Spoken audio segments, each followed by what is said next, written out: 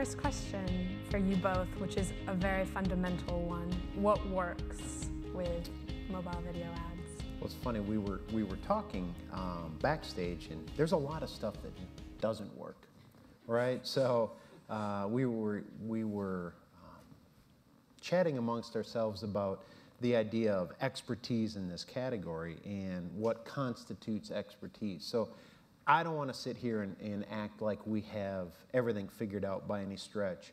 I think a few of the things that we have figured out are you need to start with the seed of something that's incredibly true to your brand. For us, and I'll show some examples here in a few minutes, this idea of either inspiration or knowledge and authority are really core to our brand. How do you carry that forward from other parts of your mix or other parts of your brand expression into the world of mobile video, social media? That's really worked well for us. When we flipped the pancake in the past, where we've started with something that is an extension of our ad campaign, as an example, we need to pull the ad and pull it through to all of our social media.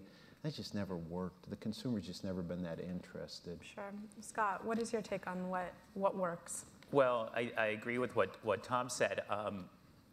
One of the starting points, in addition to being very relevant to your brand, it has to be extremely relevant to the experience that they're having. And I think a lot of us have historically grown up creating those messages for television or for a magazine or a newspaper or an outdoor thing where they're going to see it whether, no matter what, and they're not going to really be able to do much with it. They're just going to have to, passively watch it or maybe like it.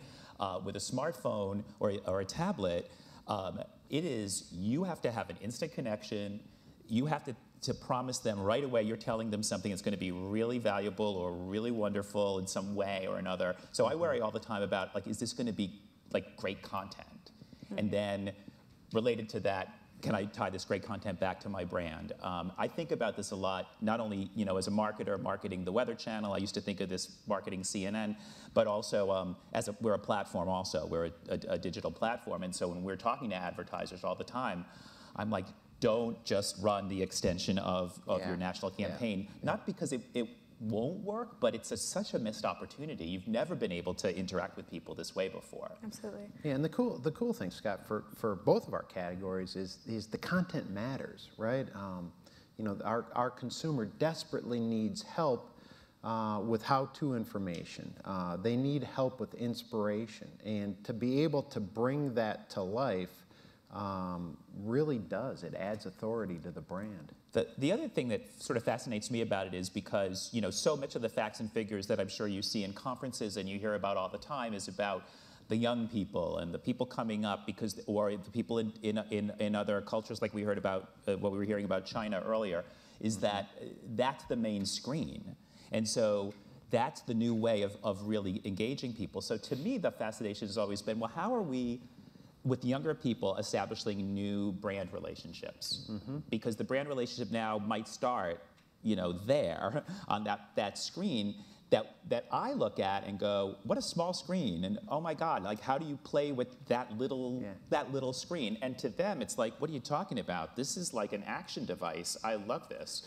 And so my whole way of thinking is different on it, What's the appropriate length? I mean, it's not a television advertisement, right? So how long will people engage?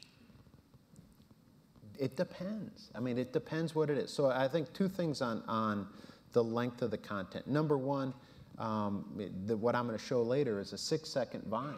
And I love the discipline creatively that goes into a 6-second Vine, because it forces us as marketers and it forces the agencies to be incredibly singular in the point that it's making. And truth be told, I think it's some of our most fabulous creative product. That said, if you're trying to explain to somebody how to install, a tile floor, it can't be done in 6 seconds. So depending what the content is and what the value exchange with the consumer is, you can take as much time as is necessary but you need to take the least amount of time to communicate what they need from the message. Why don't we take a look at what you brought now, if you don't mind? Can we spool that up? Yeah, do you want me to give a little setup? Sure, do you mind? Sure. We, as a brand, for a lot of years, we've worked in the space of what we call shareable solutions. Neat little ideas that lend authority to us as a brand, but more importantly, help the consumer think about home improvement in a way that maybe they didn't think about previously. So what we did is, when Vine emerged onto the scene, we took something that we were already doing in longer form content or in print, and said, you know what, there's really incredible convergence, and we were able to shuck this down into some really interesting 6-second vines. And I've got 3 of them I think we're going to see today. So they go fast, so take a look. Great, let's see them.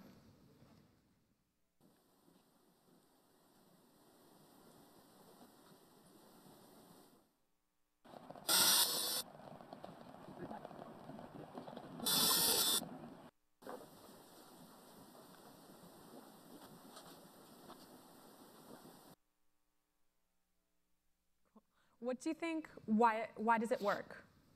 Well, first of all, I think they're fun, they're entertaining, they're incredibly singular, as I said before, in terms of what they're trying to communicate. I think that a lot of them, my personal favorite was a stripped screw, the screw head. What do you do with that? I mean, everybody's encountered that. And there's one of the vines shows the consumer, you take a rubber band and put your screwdriver into the screw head. That will allow you to take that screw head out much more easily. And what we're doing and why it works is it really does demonstrate not only what we can do, but it solves a consumer problem, right? So we spend too much time talking at the consumer versus thinking about the things that keep them at bay from home improvement. When you put little challenges out there and quick shareable solutions, it really brings the scariness of home improvement as a DIY category, especially for young people. It brings those defenses down. So it's really been a huge success for us. But also, I liked it because I've been very aware of this campaign, and I liked it because it sort of said, oh, this is what talking with Lowe's is like.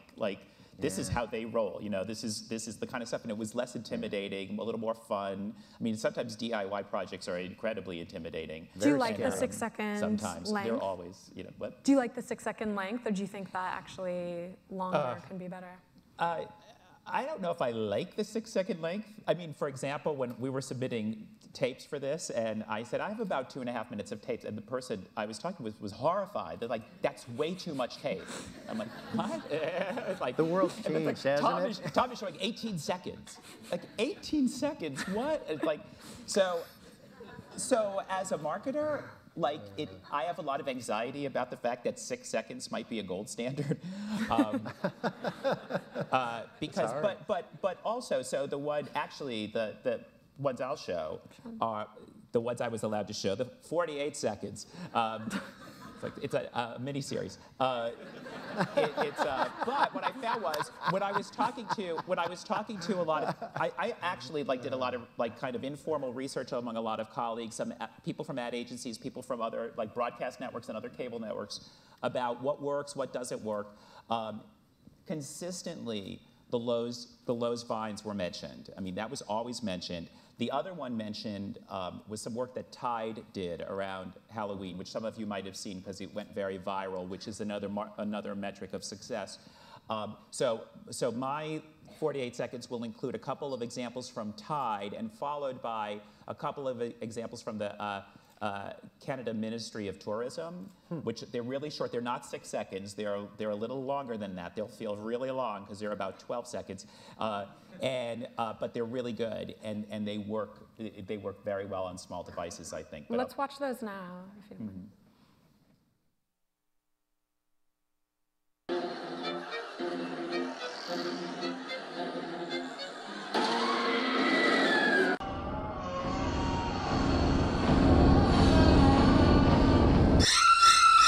Give that a shot. How do you feel with that? Nice. Good. Oh, look at that.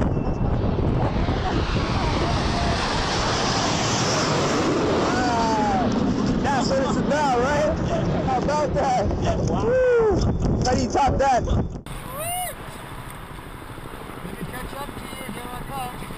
Woohoo! Unbelievable.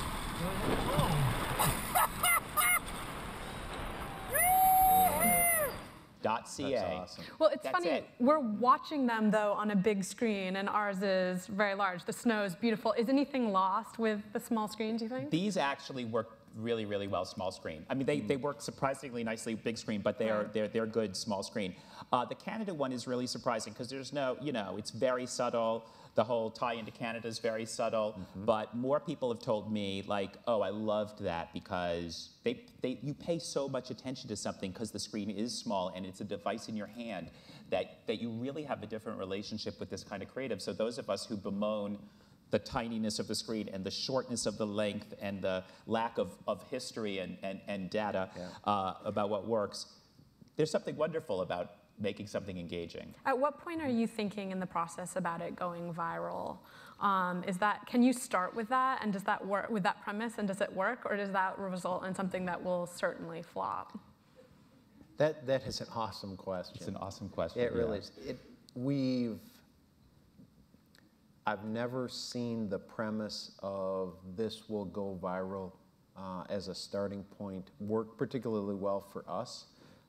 So we don't really hold that as a gold standard anymore because I think the efforts to go viral have pulled us so far off sides relative to our brand that we drift so far into a hollow message, a pointless message in the effort to go viral, in the effort to be entertaining, that there's no real substance to it. So we don't really start anymore with that as a core premise, that viral is the outcome, is the gold standard. But that took a long time. We had a lot of years of discussion and a lot of presentations that started out with the exclamation that this is going to go viral. Never really did. What do you think, Scott? Well, I love the question too because it's a lot of the creative discussions with agencies or internally when somebody comes up with an idea is always starts with this'll go viral. Yep. It's like when Hollywood says I'm going to make a cult movie. That never turns into a cult movie. It's That's always a code bad word for idea. a bomb. Right. Yeah. Right. And so for us. What I've come to think about though is the question is less will this go viral and more is would this prompt somebody who saw it to want to see it again, because now they can see it again. That's it. Like I got that from my 15-year-old because I asked her the question like what do these ads work, and she said she didn't care about the length of them. She said if they make her quote was, if they make me really laugh or really cry, I like it, which I thought was interesting. But then I said, what happens when you see one that you like? Thinking she was going to say, I'll think about that brand. She goes, no, I stop right there and I go to YouTube to see it again, to find it again. Music sometimes plays a big part in that too. If there's music that she thought was kind of cool, and she'll go and do that. So I care less about the viral and more about the prompting another.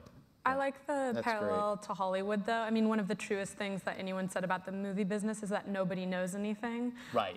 You can never predict what's going to be a hit. Have there been things that you've seen in looking at other people's work that has surprised you about what has worked or resonated with people?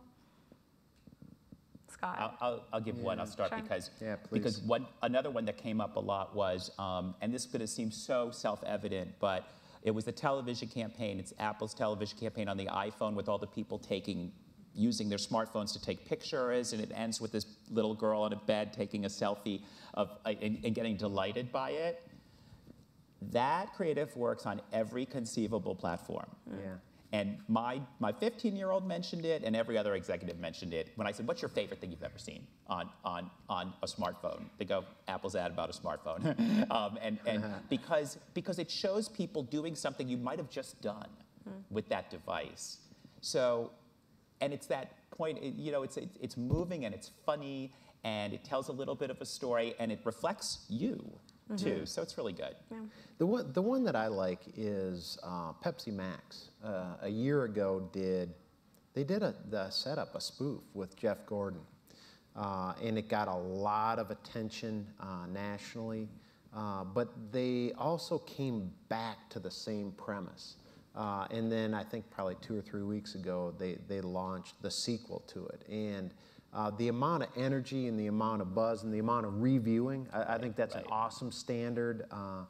And you know, those types of engagement measures are just off the charts from everything that I've seen and witnessed. And I just think it's really smart to get something and ride it, you know, and marketers, myself included, you know, sometimes we're into stuff and then we're on to the next thing long before the consumer's attention has moved on.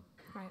I think that's I do actually. That's an important point. I think that the short attention span that we think consumers have, that we start to you know, embrace also, and our staffs get that way too, and the agencies get that way. It's like, oh, we've got another idea. We've got another idea. The one nice thing about the old cost of entry, which was you'd have to go through this long, involved process to make a 15 or 30-second spot, and there'd be, and the media plan was expensive, and you'd go through all that agony. So you were very, you know, you couldn't change overnight.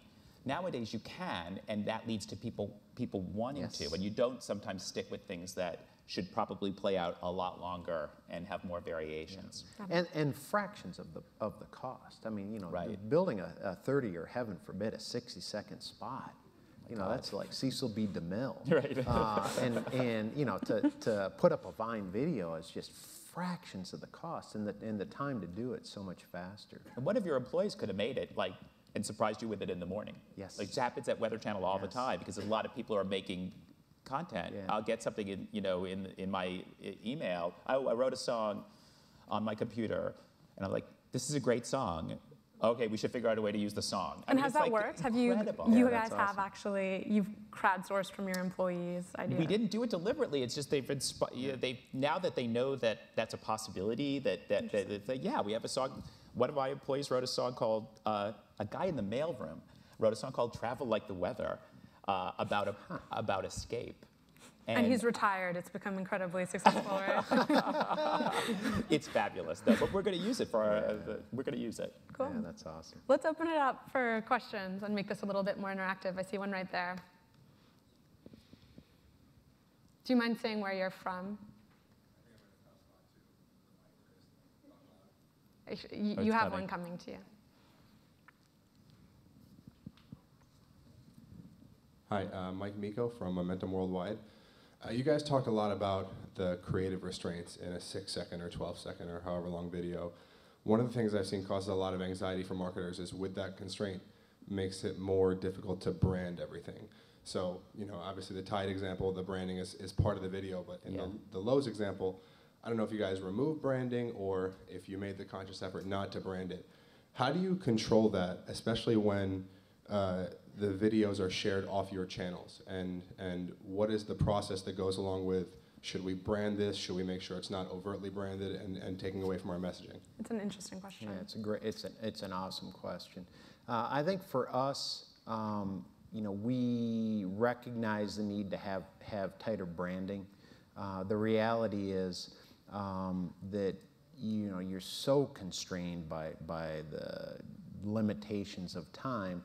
You can't be more overt like you are in a 30-second spot where it ends with, you know, roll the card, roll the line. And I think for us, we've got to figure out a way, like Tide did, a really nice job of integrating the branding and the connectivity in during the spot. So that's a known quantity, but I think it's also, you know, we're in kind of a duopolistic competitive environment, and I think for us, what we're trying to do is, you know, a lot of what Scott said is just create a different emotive response. And when we do that, I think the consumer inherently, especially if they're engaged in our category, they do give us recognition and understanding that it's coming from Lowe's. Because it's more in the spirit of how we go to market. That said, I think your point's very well taken, that there is room for tighter connectivity. The other thing is that we showed these in isolation, and increasingly what marketers are doing, maybe a lot of you in the room are doing this already, is actually the video might come as the final point in a longer experience. You've hooked them into something. Visa did a great collection of things related to the Olympics, where you could interact and choose to cheer for different athletes, everything. And it wasn't until you were deep into the Visa experience and they suddenly showed you a 6-second thing. So you already knew it was coming from Visa, and you were, and there was surrounding it, even the skinning of that site was very heavily branded. So you have to be inventive that way too. We have someone in the center right here. Hi there, Giles House from Catalyst Cloud, California tech company. Don't be fooled by the accent. You know, the whole thing about the Vine, it reminds me of this quote. I forget who it's from, but it's the one about the letter. I'm sorry, this letter is so long. I didn't have time to make it short. Cicero, isn't Yeah, yeah. Who was it? Cicero. Cicero. That's why you're up there and I'm here. How does your mindset change when you're looking at sort of the way you set your teams up and your talent and your people? You know, thinking of that premise, this 6 seconds versus the traditional techniques, do you find yourself looking for different talent, looking for different skills amongst the people that you're starting to recruit? Or are you finding it's easy to adapt the mindset of your existing team? Yeah, let me take a crack at that right up front. So, not necessarily. So if you go back to the old adage, what makes a good billboard? What makes a good billboard is 6 words or less. And now it's amazing to me how many people violate that every day. We were driving in from the airport last night, and my colleague and I were joking about the number of really bad billboards. But if you have that mindset of singularity of message, that's more important from a creative person's perspective. I think the bigger question for us on staffing and recruiting is structures, right? So much of the world that marketers now live in is very vertical. We've got mobile experts and social experts and digital experts, and then the agencies reflect our structures. But at the same time, what I was trying to express before is these are brand expressions that just exist in different media, not creating separate campaigns. So what we're really working hard to do on the agency side and within my organization is break down the channel-specific areas of expertise that emerge. That's incredibly hard to do. The entire industry and our organization is very organized from that perspective. But it's a really important point that these are really basic marketing truths we've known for a long time about simplicity of message and then just applying them to a new medium. Yeah, and it's funny when a new medium crops up, it's like you have to learn everything all over again. Right. For me, this is one of my big fixations. Actually, what is the right skill set to do these, to make stuff like this and to supervise the creation of it as part of the marketing mix. When a young person, I have a young person in my organization who's like generating ideas all the time. About a third of them are good because and they all sound good, but only a third of them are also on strategy, on brand, and he can make that connection. So the work I do with him is less about killing his ideas or championing the ones I like and saying, I've got to help you make the case for the right ideas. And so I spend a lot more time helping them try to figure out how to pitch an idea, how to sell it, how to make it bulletproof inside the organization. But they grew up, they'd get like my kids, their homework assignment, make a public service announcement. I never had assignments like that, and they could do it, and they'll have to do that overnight. And so they are convinced that they can make television and they can make media because they can, and it can look really polished and excellent. But whether or not it's the right thing to put up there, if it achieves the strategic goals, Yep. you know, a lot of them have no capacity yet to have that conversation. Right. Interesting. Unfortunately, we have to end there, but thank you so much. That was really fun. Thank you. Thank you. Thank you. Thank you.